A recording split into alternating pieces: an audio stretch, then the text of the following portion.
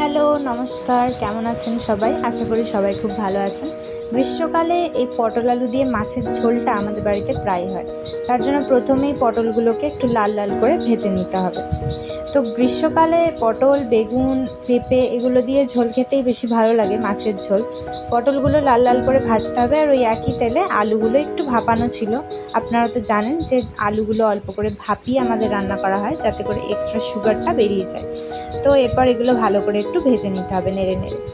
ব্যাস, এই যে ভাজা হচ্ছে, আলুগুলো একটু উল্টে পাল্টে দেওয়া হচ্ছে, যতক্ষণ না লাল লাল করে একদম ভাজা হচ্ছে ততক্ষণ ভাজতে হবে, নাহলে একটা কাঁচা গন্ধ ছাড়বে।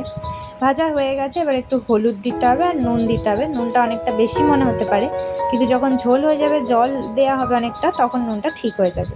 এবার ওই আদা বাটা, ধনে গুঁড়ো, জিরে গুঁড়ো, লঙ্কার গুঁড়োর যে মশলাটা ছিল, অল্প জল দিয়ে সেটাকেই ভালো করে দিয়ে একটু মিশিয়ে নিতে হবে। মিশিয়ে নেওয়া হয়ে গেছে, এবার এর মধ্যে আরেকটু লঙ্কার গুঁড়ো দেওয়া হচ্ছে। চাইলে কেউ কাশ্মীরি লঙ্কার গুঁড়োও দিতে পারে। তো অল্প করে দিয়ে ভালো করে এটাকে মিশিয়ে নেওয়া হলো। কাঁচা লঙ্কা এখানে আর ব্যবহার করা হবে না, তাই অল্প গুঁড়ো লঙ্কাই দেওয়া হলো। এই যে ভালো করে কষানো হয়ে গেছে, অলমোস্ট তেল ছেড়ে দিয়েছে।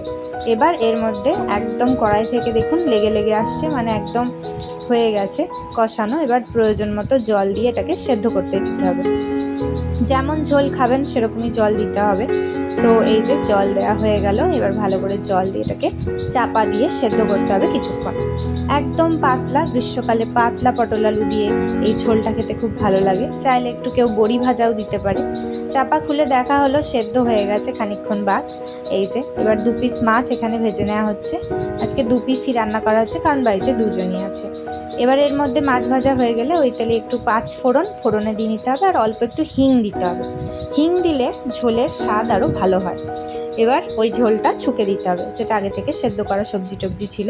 তারপরে এর মধ্যে মাছ ভাজা দুটো মিশিয়ে দেওয়া হলে এবার ভালো করে এটাকে একটু ফুটতে দিতে হবে।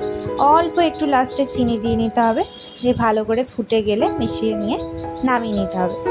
ব্যাস, এই যে চিনি দেওয়া হয়ে গেল, এবার একটু নেড়ে নিতে হবে ভালো করে।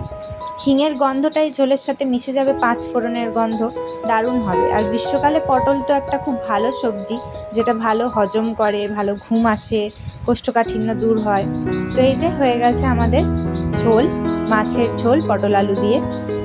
আশা করি এটা সবার বাড়িতেই হয়, তবুও শেয়ার করলাম আমাদের বাড়িতে কেমন করে এটা রান্না করা হয়। কেমন লাগলো ভিডিওটা জানাবেন। সবাই ভালো থাকবেন। ধন্যবাদ।